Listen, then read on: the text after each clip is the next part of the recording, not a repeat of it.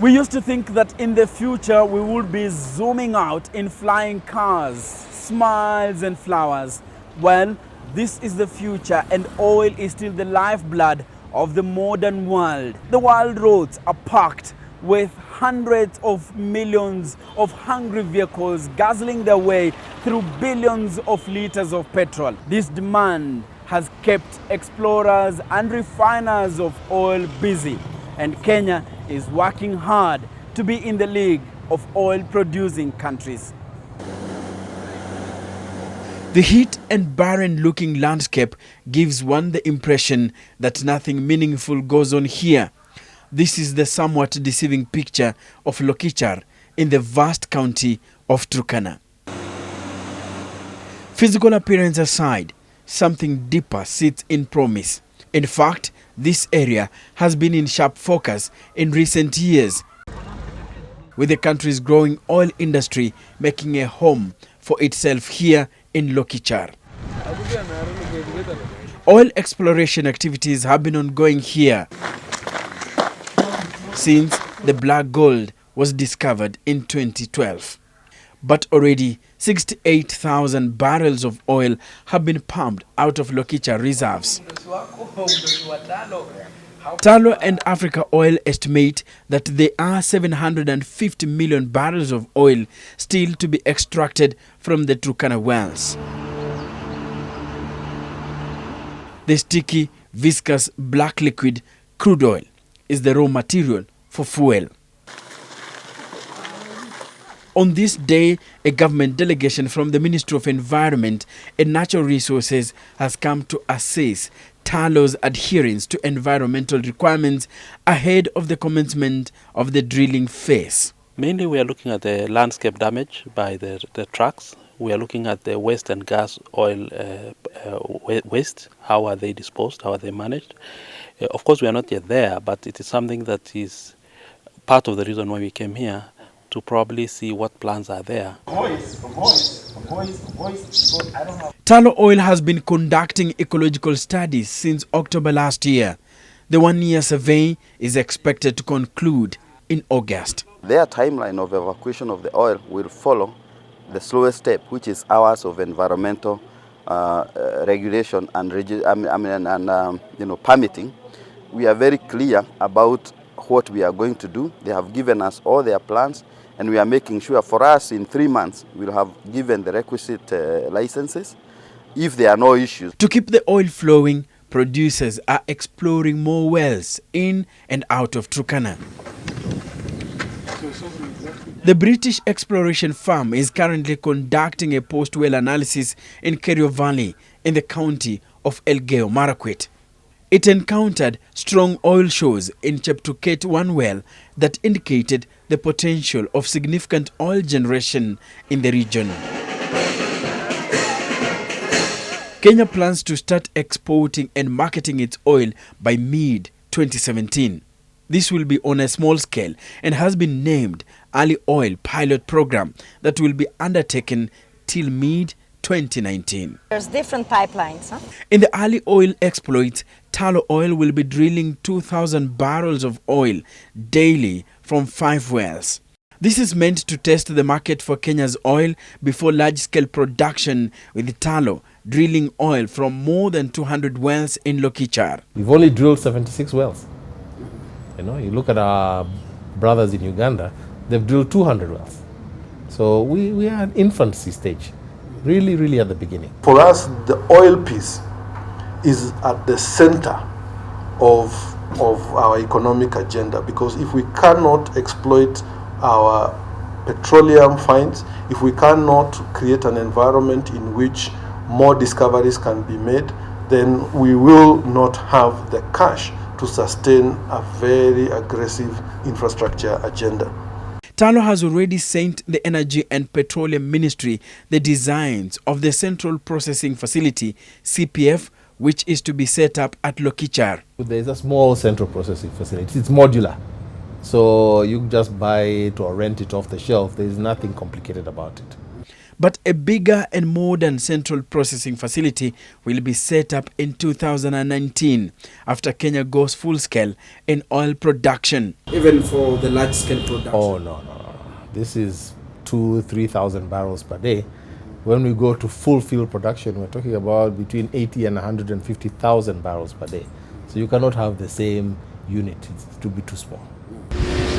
There are currently 5 active wells which are to feed into the central processing facility at Ngamia 1. Once Kenya goes into full-scale oil production, over 200 wells in Lokichar will feed into the CPF. At the facility, dry gas and water will be separated from the oil. Water will then be channeled back to the Lokichar soils, while gas will be used by industries located around Lokichar. And this is how the black gold of Turkana will be harvested. From the facility, a series of pumps will be fitted to a pipeline and onto an 891-mile journey through the northern corridor to the Lamu port. The logistics of construction of this pipeline are complicated because, in addition to the harsh terrain, it has to cross rivers and mountains. The oil journey is still a bumpy one. How to move the commodity from Turkana to the Kenyan port at the coast remains a sticky issue. The use of a pipeline could have been safer. And as well as the environmental, and it's also saving the government in terms of the road maintenance levy. And in fact, Kenya was banking on a transnational pipeline from Uganda through Loima, the northern corridor, and to the Lamu port. But those plans slipped out of Kenya's plans after Uganda opted for the Tanzania route.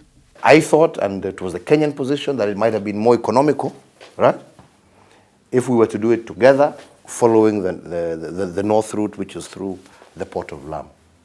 But that doesn't take away from the fact that Kenya will continue also, right, to develop that pipeline, because ultimately we were developing that pipeline to take Kenyan product, yeah, from Turkana and other potential areas that we have out to sea and into market.